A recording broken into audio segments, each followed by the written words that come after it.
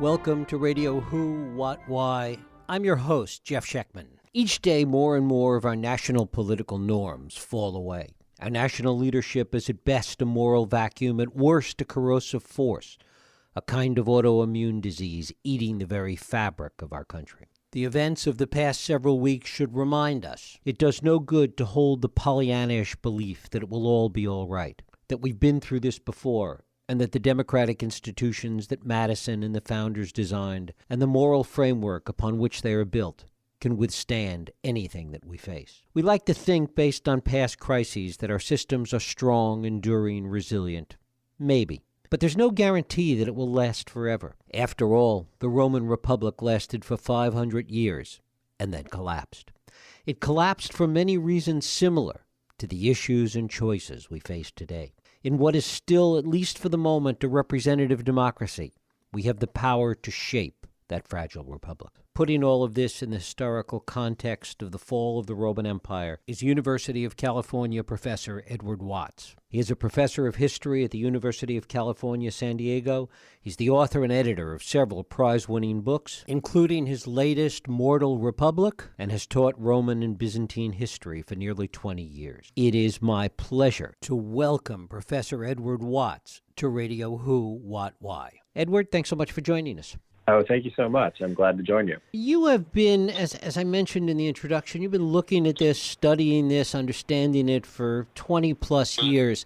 Talk a little bit about how all of this has taken on a very different cast in light of the events of the past several years.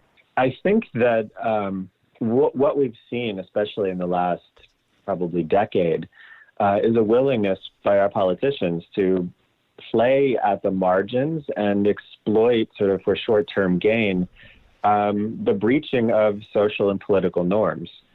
And I think there's a couple of things that are particularly alarming about this. The issue that, or the moment that sort of jumped out at me as a sort of turning point was the decision to essentially stonewall the Merrick Garland nomination for really no reason except for the short-term gain that Mitch McConnell and the Republicans in Congress thought that they could get. And this is, I think, particularly corrosive, as you mentioned, because it undercuts the very basis of what our republic is supposed to be. And as those norms have fallen away, talk a little bit about why that's important, particularly as you look at what happened in Rome and how the corrosive effect of norms falling away over a 100-year period really had the disastrous effect that it had. I think the example that Rome provides to us is particularly useful to the United States for a couple of reasons. I mean, the first reason, of course, is that when the founders sat down and tried to figure out what system of government would work best for the United States, they immediately latched onto political theorists writing about the Roman Republic during the Roman Republic. And so we are in a sense living in a political system that is the child of the Roman Republic, very deliberately so.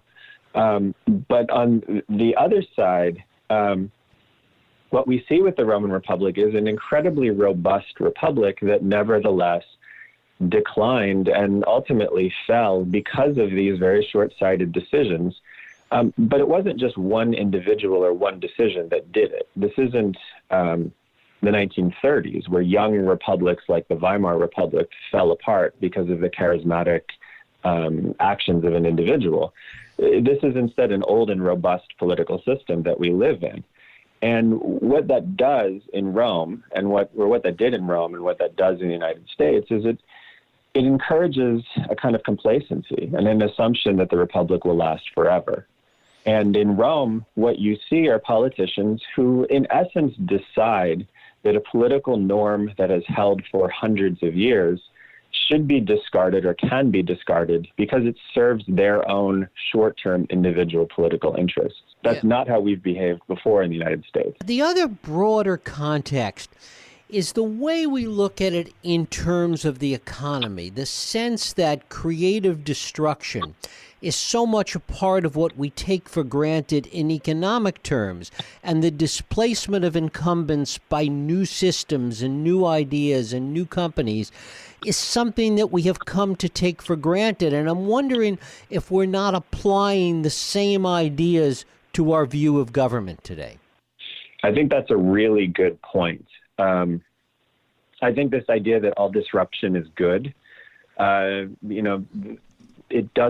maybe it works in some corporate spheres, but it doesn't work politically. A political system endures in large part because people are used to it and they understand the rules and they understand what the benefits of sort of winning a political contest will be. And they also understand what the consequences of losing it will be. And when those rules disappear, people don't know how to evaluate their actions and they don't know how to make choices. And in the Roman Republic, what you see is the thing that really undermines that republic is the moment when the republic seems to be unable to protect people who lose a political conflict. And then all of a sudden, those people have to resort to whatever means they have available to them to secure their lives and their livelihood. And so in that sense, disruption is, it's profoundly frightening to everybody, because all of a sudden the system cannot protect people and it cannot hold. One of the things that we see with the fall of the Roman Republic, and you talk about how long it took, how long over 100 years plus, that the system was eroded. We're living in a world today where all of this is happening at hyper speed. And it seems to me that we get to the Rubicon a lot faster in this way. I would say that we are probably at least 25 years into this cycle. I think if we look back to the mid-90s and the way that Gingrich and the sort of new Republican majorities in Congress in 1994 started behaving, that the willingness to break with established conventions, looking back to, say, the government shutdowns of 1995, this started a generation ago. And so we're in the middle of it. But I think the thing that's particularly dangerous is when you read these things congratulating, the courts or congratulating the states for standing up and resisting what looks like an erosion of norms. Every moment that happens is good and it is a positive step, but it doesn't mean the crisis has passed. I think what Rome shows is when you have an established republic that faces these stresses, it takes a very long time for the defenses of that, political organism to break down. But we have to be vigilant and we have to basically eliminate the malady. We can't just sort of trust that every small victory is the end of the crisis. How much do you think that the founders understood this as evidenced by their suspicion of political parties? I think that they understood this quite well. I think that they had seen in British politics, especially early 18th century British politics, the danger of party and how party could, in some cases, lead to civil strife on partisan grounds, because it provided a sort of mechanism to mobilize people quickly and in large ways. And part of the appeal, I think, that they saw in the Roman Republic is it had no political parties. It had political alliances, but these weren't permanent things. And perhaps some of the strengths that they saw in the Roman Republic was the ability of a system to, in essence, sort of channel individual ambitions and control them by keeping this on a kind of individual level. And their suspicion of party, I think, was in part reinforced by some of the political alliances that came at the sort of final stages of the Roman Republic that really sort of undermined the last defenses of the Republican system.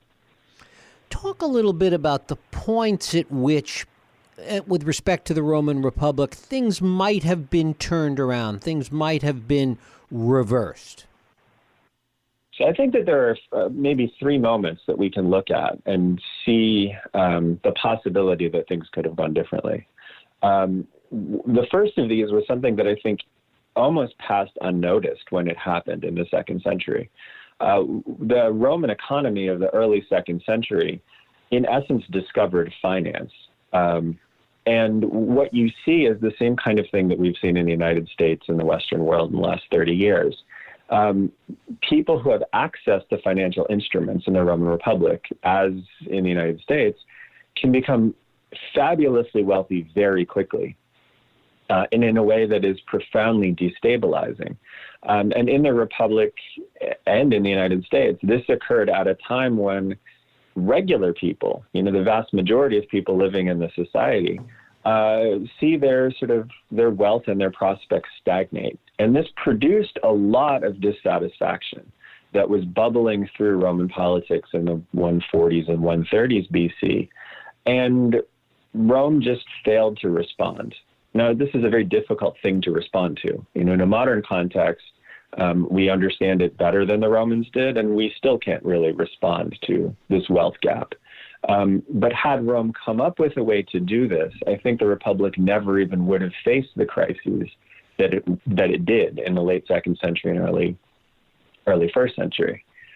I think another moment that is particularly useful for us to think about was around the year 90, when Rome was faced with a crisis about whether to extend citizenship to Italians who had been coming to the city of Rome for almost 2 generations because their economic prospects were better in Rome. And this was demagogued by individual Roman politicians, and ultimately it resulted in a war between Rome and its Italian allies that spiraled into a Roman civil war and the imposition, the first moment in Roman Republican history where a general marched his army on the city of Rome to take power. I think if that crisis had been resolved differently, you never would have had the civil war that ultimately really destabilizes the Republic in the 80s and subsequently. One of the other things you talk about is the way cults of personality emerged in the Roman Republic, particularly in stressful and difficult times.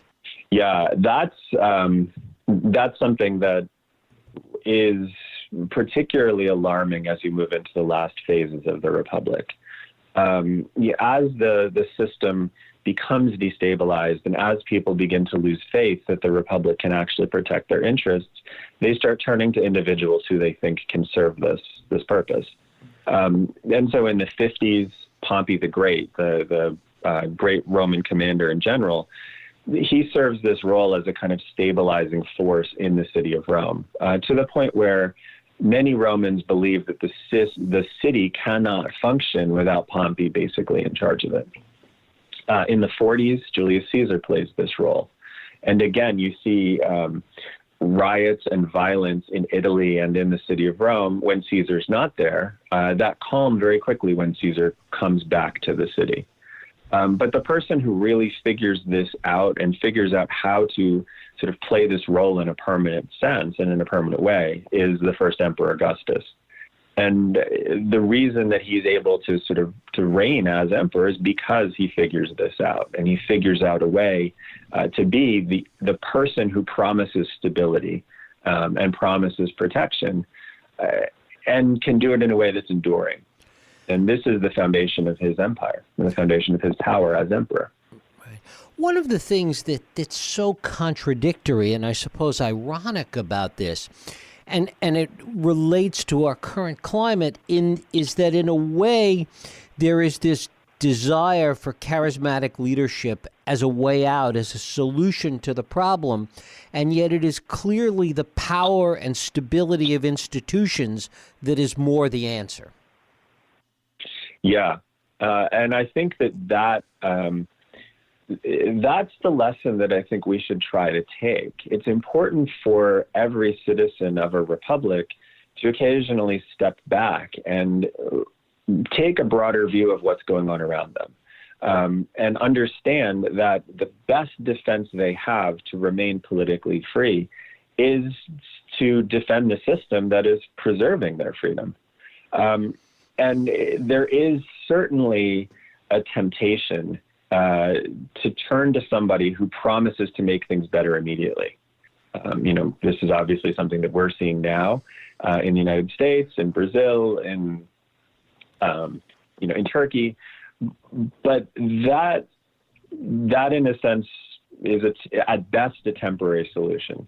The long-term view should be to step back and defend the institutions that we have inherited and that have made our country strong. And so that means that, instead of embracing an anti-Trump who can oppose Trump, or embracing a Trump who can oppose Obama, what we need to do is embrace the system that allows for a sort of orderly transition and an orderly sort of process of deliberation and debate. It doesn't feel good to do that. It doesn't feel like we're making a decision that has serious and profound consequences because it's a small decision.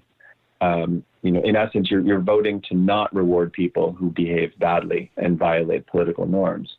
But in the long run, that's the play that will save our republic and allow us to feel protected and safe and comfortable as citizens of a representative democracy. Right. I mean, there's also this aspect of a vicious cycle about it, in that all of this and leaves itself so wide open for authoritarianism, in that it creates this chaos, which then creates somebody to say, essentially, only I can solve it. Exactly. And the only I can solve it moment is the most dangerous moment in a republic. Because a republic it requires citizens to elect people to represent their interests. And what the republic and what every republic throughout history has assumed is those representatives will reflect diverse viewpoints, but they will also work to establish a sort of compromise that then is binding, because everybody's voices are represented in that conversation that frames the compromise.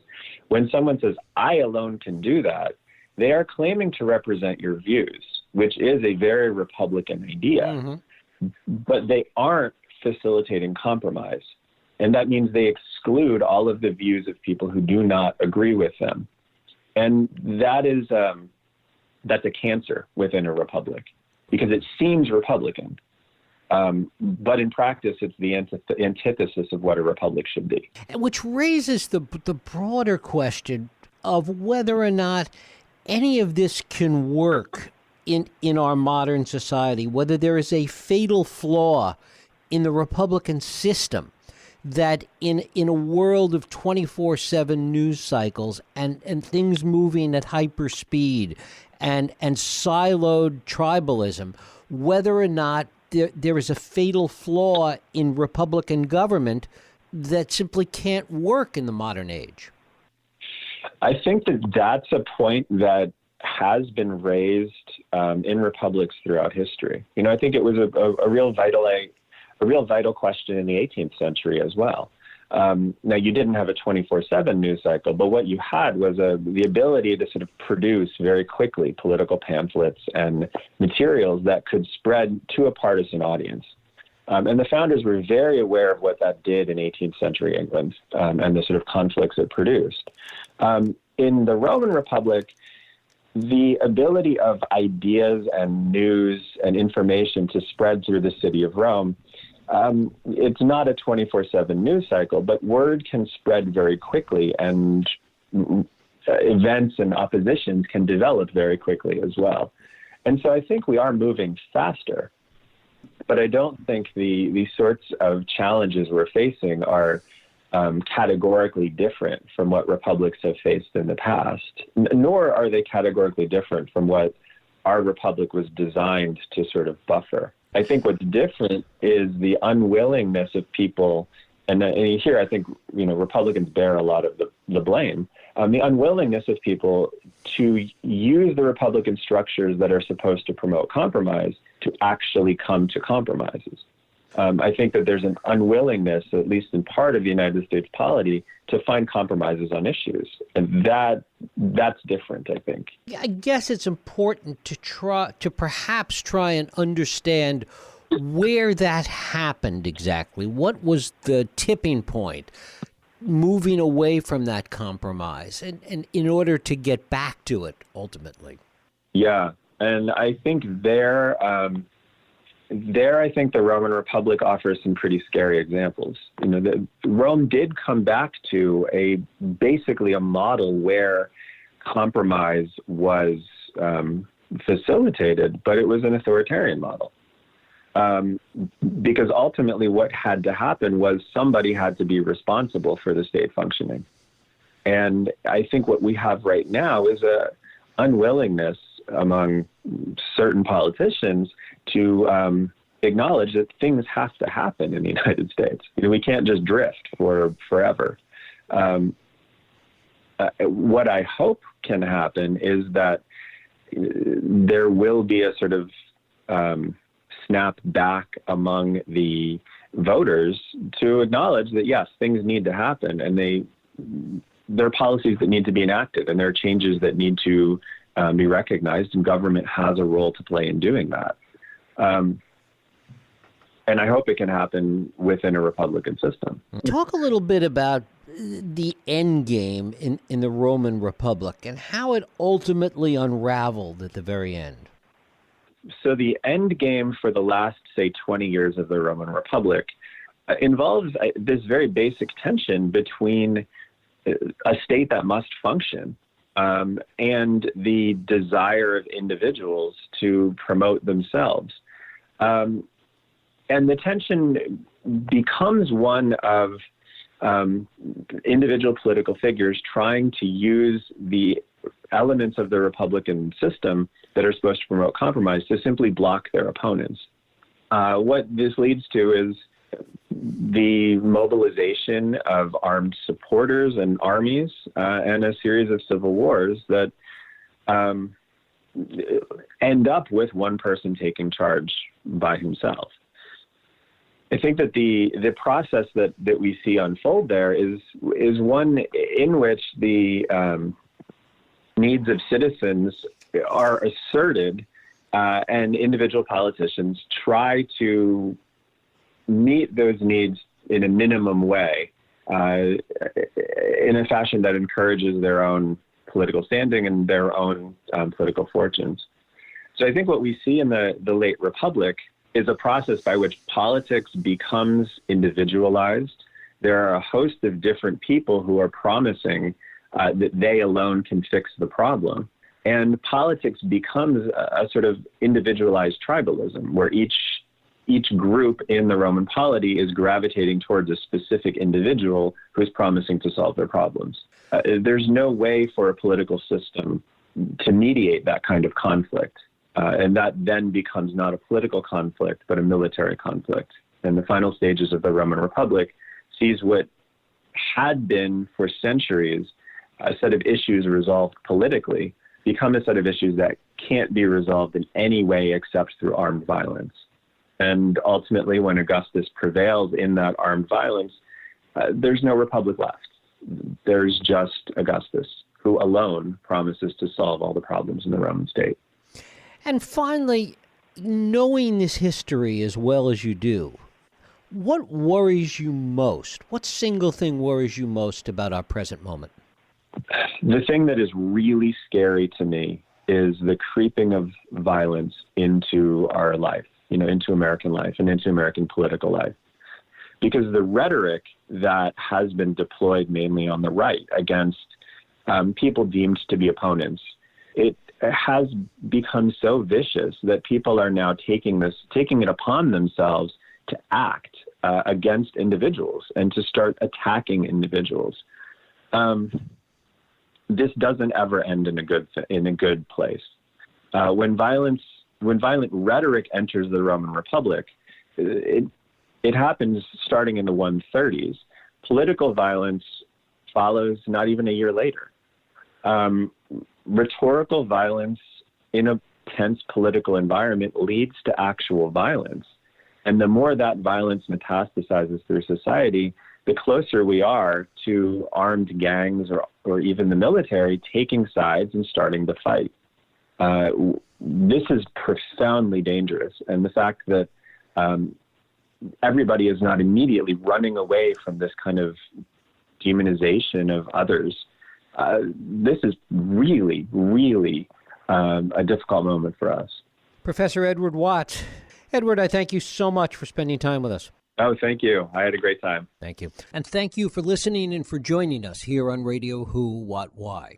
I hope you join us next week for another Radio Who, What, Why podcast. I'm Jeff Sheckman. If you like this podcast, please feel free to share and help others find it by rating and reviewing it on iTunes. You can also support this podcast and all the work we do by going to whowhatwhy.org/donate.